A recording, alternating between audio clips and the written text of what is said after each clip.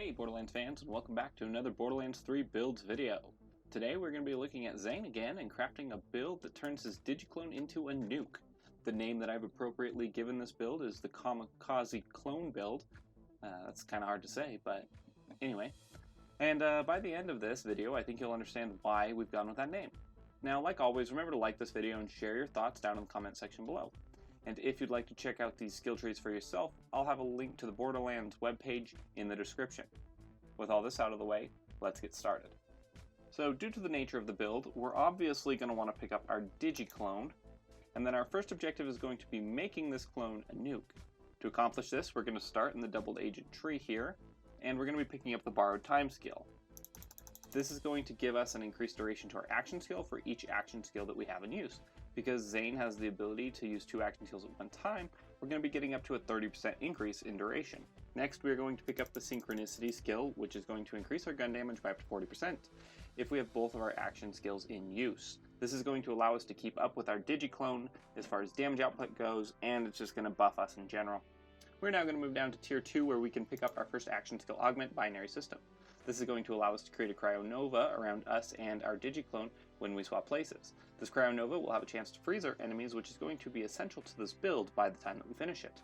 From here, we're going to move over to the Donnybrook skill, where we are going to gain some health regen and gun damage for both us and our digi-clone. After that, we're going to grab the quick breather skill, which for 1 point is going to allow us to regenerate shields each time that we swap places with our digi-clone. Because we are going to be using the binary system action skill augment, we will want to be swapping places with him as often as possible. Now our build is going to start to take a little shape. In tier 4, we're going to pick up the old use skill, which for just 1 point will allow us to sacrifice our digi-clone for a second wind. We're then going to grab the combo of pocket full of grenades and boom enhance.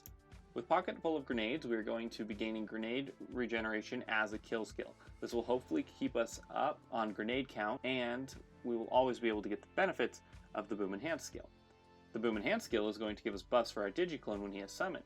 These buffs are dependent on our ability to sacrifice grenades in our inventory.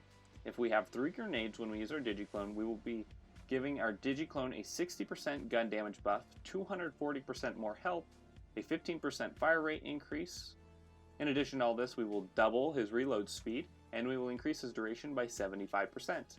This means that he will be up for a long time, killing constantly, and with the borrow time skill, we will gain increased action skill duration for each active action skill, so that'll stack well with this. But where this build diverges in play from many of the other digi-clones builds that we have seen on the internet, is we're going to blow him up. That's right, I said blow him up. We're going to now grab our second action skill augment, Doppelbanger. This augment is going to be a game changer. What this action skill augment does for us is allow us to end the action skill early. If we choose to do so, our digi-clone will explode, dealing damage proportional to the amount of time that we had left on this action skill.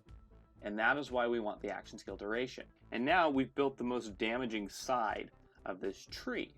But now, we might want to make sure that we can use our digi-clone a little bit more often. To accomplish this, I'm going to move over to the undercover skill. In tier 1 of this tree, I'm going to grab the adrenaline skill, which is going to increase our action skill cooldown time by up to 35%. And then I'm going to pick up the ready for action skill. This is going to make sure that our shields are recharging faster and constantly up. After this, I'm going to grab 1 point of rise to the occasion for a little bit of health regen, and then 3 points in stiff upper lip for some damage reduction. In tier 3, I'm going to grab the competent competence skill, simply because it is good, yielding some gun damage and accuracy.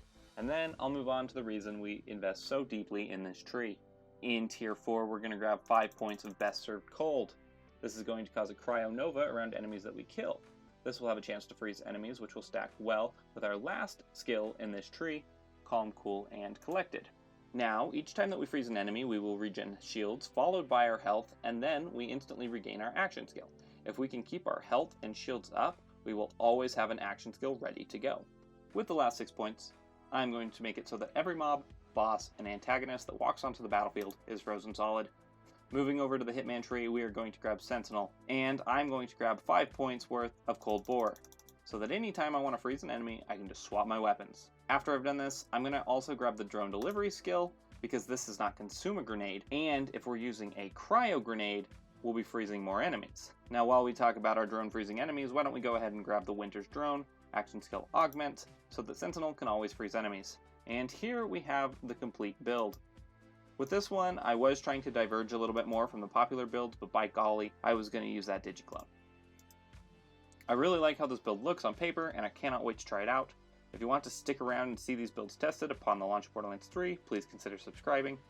Also, I really appreciate any feedback you guys have. Remember to check back tomorrow for a new video, and I will see you all in the next one.